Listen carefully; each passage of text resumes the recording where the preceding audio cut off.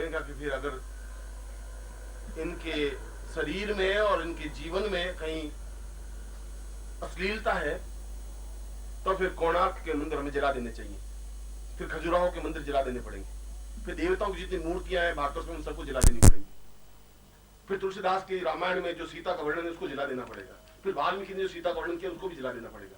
अश्लीलता कहाँ है? फिर अश्लीलता तो निर्माण की आपकी आंख में तुम उसमें गड़बड़ देख रहे हो, कहाँ गड़बड़ है? कौन सी न्यूनता आ गई? नृत्य में कहां सी कमी आ गई? ऐसा जवाब किसी ने दिया नहीं था। और मैंने कहा ज्यादा से ज्यादा रवाना कर देंगे, बाहर चले जाएंगे। नहीं सिद्धाश्रम, नहीं सिद्धाश्रम, कोई सिद्धाश्रम से कोई जिंदगी तो नहीं पार हो जाएगी।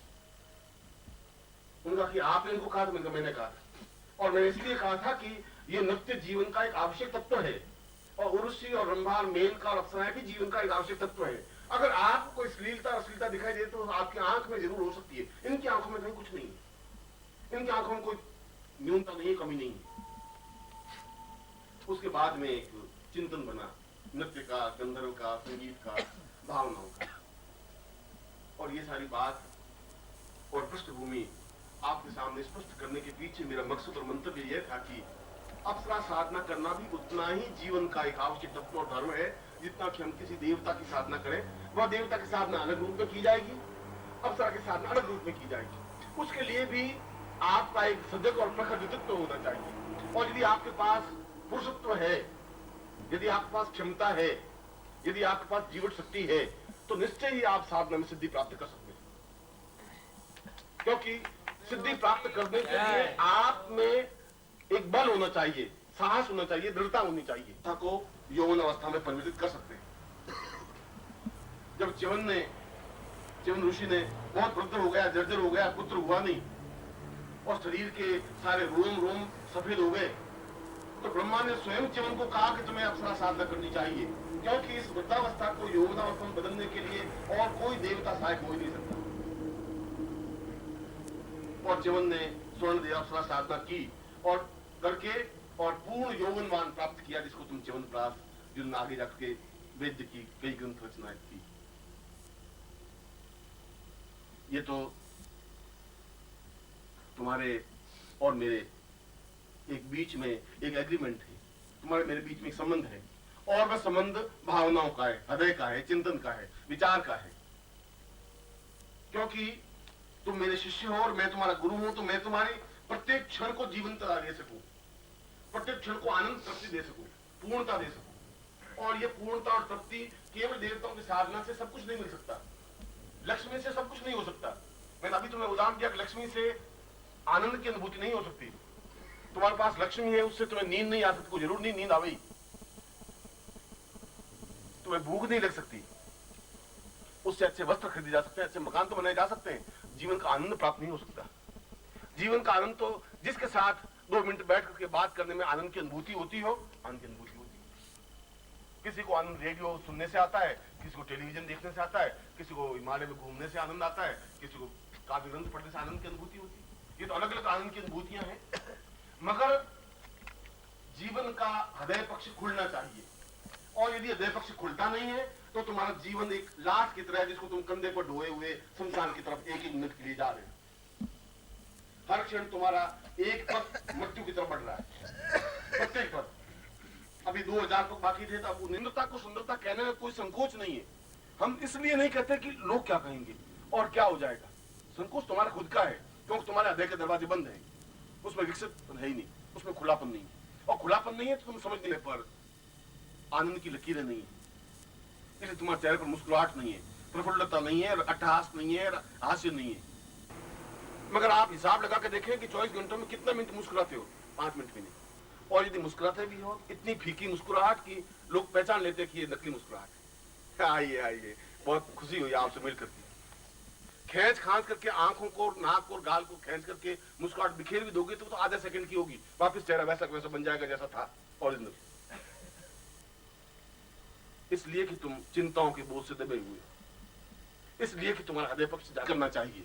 पहली बार पढ़ा रहा हूं कि तुम्हारे चेहरे पर मुस्कुराहट होनी चाहिए, पहली बार पढ़ा रहा हूं कि तुम्हें इस गंगा में डुबकी लगानी चाहिए, इसलिए कि उस डुबकी लगा करके बाहर जब निकलोगे तो तुम्हारे हाथ मोतियों से भरे हुए होंगे। समुद्र में जो डुबकी लगा सकता है वो मोती लेकर के बाहर निकल सकता है। किनारों पर बैठा हुआ व्यक्ति मर सकता है, घोंगे चुन सकता है, कीड़े मकोड़े चुन सकता है, मछलियां चुन सकता है, मोती प्राप्त नहीं कर सकता। मोती प्राप्त करने के लिए समुद्र के बीच में कूदना ही पड़ेगा, और जो कूद जाता है वह जीवन में सब कुछ प्राप्त कर लेता है।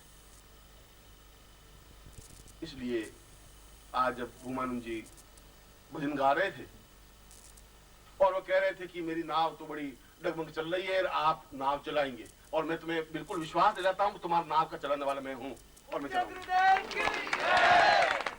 तुम्हारा नाव डगमग होने दूंगा नहीं। आवश्यकता इस बात की है कि मुस्कुराहट के साथ अपनी नाव मुझे सौंप, अपनी चिंताएं आप मुझे दीजिए, मैं तुम्हारी चिंता लेने के लिए तैयार हूं, क्योंकि चिंताएं मुझे तकलीफ देती नहीं है और चिंताएं मुझे व्याप्त करती नहीं है। मैं तनाव में नहीं रहता हूं, जिस क्षण हर क्षण रहता हूं, घर में भी रहता हूं मस्ती के साथ रहता हूं, शिष्यों के साथ भी रहता हूं मस्ती के और आनंद के साथ रहता हूं। न मुझे तनाव व्याप्त होता है, न चिंता व्याप्त होती है, न परेशानियां व्याप्त होती है। आती हैं और पास में से होकर रवाना हो जाती है। उनसे मिलता जरूर हूं, उन मुस्कुराहट, परेशानी और बाधाओं से बातचीत जरूर करता हूं, 2 क्षण हलो हलो भी हो जाता है, मगर वो बेचारी पास में से निकल जाती है, मेरे शरीर को जकड़ नहीं सकती और तुम्हारे शरीर को भींच के बैठ जाती है। ये अंतर है तुम मेरे में। तुम उसकी कैसे छुटकारा पा नहीं सकते। तुम्हारा चेहरा एकदम कह देगा क्या बात है, परेशान क्यों? गुरु जी अब एक परेशानी हो तो बताए। अब बस ठीक है गुरु जी, बस क्या हुआ क्या? एक तो ये लड़का पढ़ता नहीं, और ये पत्नी कहना नहीं मानती, और तनख्वाह मुझे मिलती नहीं, और ये साला ये गड़बड़ और अलग, और उससे जमीन का सौदा हुआ तो पैसा खा गए गुरु जी। तुम्हारे पास तो कई कई पत्नियां हैं और जकड़ के बैठी हुई,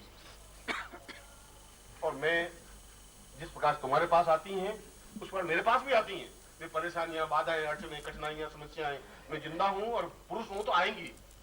पुरुष के पास स्त्रियां आती हैं, सब बाधाएं, अड़चने सब स्त्रियां हैं, आएंगी, पास में निकल जाती हैं, उनको देखता हूँ, बातचीत कर लेता हूँ, वो भी कहती हैं क्यों, क्या बात है?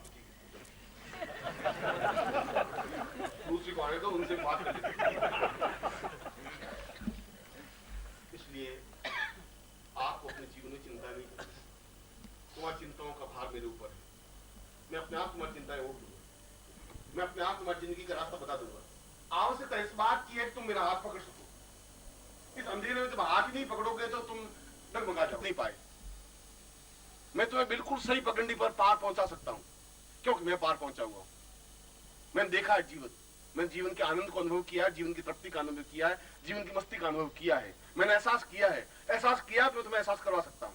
अगर मैं प्रसन्न मुद्रा में रहता हूं तो मैं तुम्हें प्रसन्नता दे सकता हूं, और अगर मैं हास्य में रह सकता हूं तो तुम्हें भी हास्य में दे सकता हूं, और मैं संपन्नता में जिंदा रह सकता हूं तो तुम्हें भी संपन्नता दे सकता हूं, क्योंकि मेरे पास ये सब कुछ है और मैं तुम्हें दे सकता हूं। आवश्यकता इस बात की है कि तुम पूर्ण रूप से अपने आप को सौंप सको। जब तुम सौंप ही नहीं सको, जब तुम अपने आप को खेचे हुए रहोगे तो मैं तुम्हें कुछ नहीं दे सकता। जब तुम अपने हृदय में मुझे स्थापित कर ही नहीं सकते तो मैं तुम्हें कुछ प्रदान कर ही नहीं सकता। फिर मेरा प्रसन्नता, मेरा आह्लाद, मेरी खुशी, मेरी छलछलाहट तुम्हारी जिंदगी में आ ही नहीं सकती। और इसीलिए मैं कहता हूं कि जिस दिन तुम्हारा हृदय पक्ष जागृत होगा उस दिन पहली बार तुम गुरु के दर्शन कर सकोगे, पहली बार उस समय कर सकोगे। अभी कर नहीं पा रहे हो। अभी तो एक धोती कुर्ता पहने हुए आदमी को देख रहे हो जो बोल लेता है और आप अपने घर रवाना हो जाते हैं। गुरु को नहीं देखा, गुरु को पहचाना नहीं, अभी पहचानने की क्षमता तुम में है नहीं, क्योंकि अपने जीवन में तुमने गुरु को उतारा नहीं, उसकी मस्ती को नहीं देखा है, उसके आनंद को नहीं देखा है, उसकी तृप्ति को नहीं देखा है। और ये तुम्हारे लिए हृदय पक्ष जागृत होने पर संभव है। और इसीलिए मैंने कहा कि तुम्हें और कुछ करना नहीं है, तुम्हें कुछ साधनाएं भी नहीं करनी है। और मैं सोचता हूं कि इस बात के बाद तो ये सारी शंकाएं बेकार हो गई कि हम साधना कैसे करें, ये भी सारी शंकाएं बेकार हो गई कि मंत्र जाप कैसे करें, ये भी सारी शंकाएं हो गई कि हम क्या करें, दक्षिण दिशा की ओर मुंह करें, पश्चिम दिशा की ओर मुंह करें। मैं कह रहा हूं तुम्हें कुछ करने की जरूरत है भी नहीं, मैं ऐसा कर सकता हूं। और अगर मैं ऐसा कह रहा हूं तो इसमें कोई घमंड का भाव तो नहीं है। ये तो गीता में कृष्ण स्वयं कह रहे हैं कि अर्जुन तो मुझे समझ ही नहीं रहा है, तो मुझे साथ ही समझ रहा है कि घोड़े चलाने वाला। मैं घोड़े चलाने वाला नहीं हूं, पूरे ब्रह्मांड को अपने आप में रखे हुए हूं। और हम सोचते हैं कि कृष्ण ने इतनी बात कही, इतना बड़ा घमंड किया था। वो खुद कह रहा कि मैं संसार को चला रहा हूं और मैं ब्रह्मांड को चला रहा हूं और मैं ये कर रहा हूँ, मैं ये कर रहा हूँ, मैं पेड़ों में पीपल का पेड़ हूँ, मैं नदियों में गंगा हूँ, तो यूं नहीं पहचान तो तू मुझे पहचान। ये सारी बातें अगर गीता में कृष्ण ने कही है तो कोई कृष्ण ने घमंड नहीं किया। अर्जुन समझ नहीं रहा था, उसको जबरदस्ती समझाने की जरूरत थी, और तुम भी समझ नहीं पा रहे। तुम धृतराष्ट्र की तरह अपने राजा के साथ मुख पर बैठे हुए, और मैं तुम्हें आंख में आंख डाल के समझा रहा हूं कि तुम्हें हृदय पक्ष जागृत होगा तब तुम पहचान पाओगे। जब उसका हृदय पक्ष विकसित हुआ अर्जुन का, तब उसने उठ करके गांडीव को हाथ में भी लिया, कृष्ण को प्रणाम भी किया, एहसास किया कि ये केवल सारथी नहीं है, ये केवल मेरे मित्र ही नहीं है, ये अपने आप में षोडश कला पूर्ण भगवान श्री कृष्ण है।